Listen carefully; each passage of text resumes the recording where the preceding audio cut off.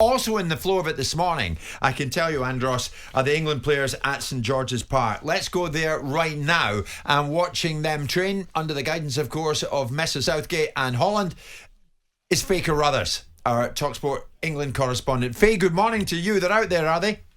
Yeah, they are out there, Jim. Morning to you and to Andros and Simon as well. Morning. Harry Kane, Kieran Trippier and John Stones just running towards me now. The players actually all training just in front of us here at the media, which we don't get too often. We get maybe once a week them this close. Usually they're on the other side of the pitch, so we can't see too much. But everyone looks in high spirits. All 24 are out. Don't forget, as you know, Mount and Chilwell training separately from the rest of the group. Still here in St George's Park and in a separate part of the hotel, but training on their own, unfortunately, until their quarantine ends on Monday night. Okay, and Maguire's out there. He's taking part in it like everybody else.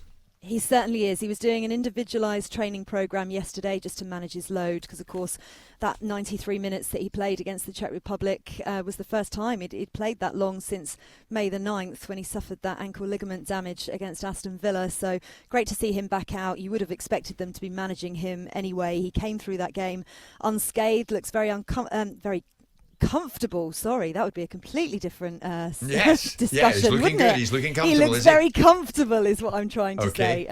To the stuff. right-hand side of me, doing his warm-ups at the moment. Faye, I saw the request from the FA to see if Mount and Chilwell could take part in some social distance training with the first-team boys. Has that not been the case then?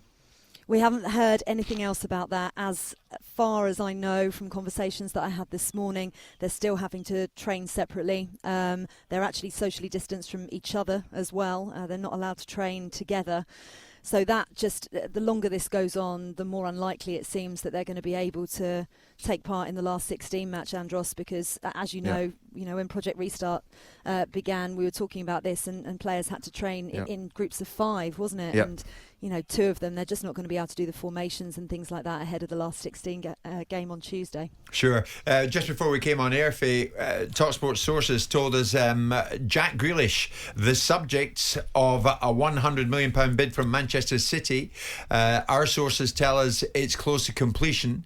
Grealish is out there, of course. It'd take a very brave person to throw that one into the mix today, Faye. It would do. He's not in front of the media today, I can tell you that. We're going to be sitting down with Jordan Pickford, and we'll also hear from Declan Rice in the press conference. Funnily enough, Jack's not been put up today. He's skipping, he's laughing, he's looking like, he's not got a care in the world at the moment. He obviously knows what's going on. They all read the newspapers and find out from places like talkSPORT exactly what's going on at the moment. So he'll be well aware of all of that. But, every time, I sat down with Jadon Sancho a couple of weeks when the Manchester United rumours had ramped up again, and he was still pretty chilled. He said, his teammates talked to him about it, but he just deflects it, and that is what I'm sure Jack Grealish will be doing as well. And I think, bearing in mind we're in a tournament, England players have the spotlight on them. These kind of conversations come out quite a lot. Sure. I mean, where are we now? Friday. The game's on Tuesday. The Germans are en route. At the moment, it seems like it's a very upbeat session. Everybody enjoying themselves. England glad to be in the position they're in. Yeah, definitely. They're all pumped for the last 16 game. And actually, I was talking to Calvin Phillips yesterday, and he was only 6 months old at Euro 96. Most of these players, I think there's 15 of them, weren't even born in 96, which is terrifying, bearing in mind I was in a pub.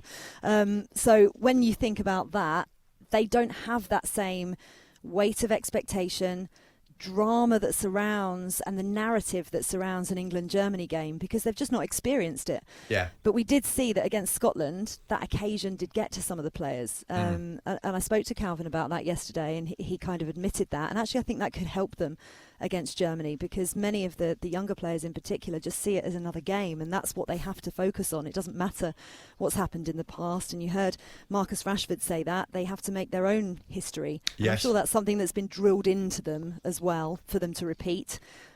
However, many of these players, it just doesn't hold that same significance. For them, it's the opportunity to get into the quarterfinals of a European Championship. Jim White and Simon Jordan, Monday to Thursday morning, 10 till 1. On AM, on DAB, via the talkSPORT app and on your smart speaker. talkSPORT.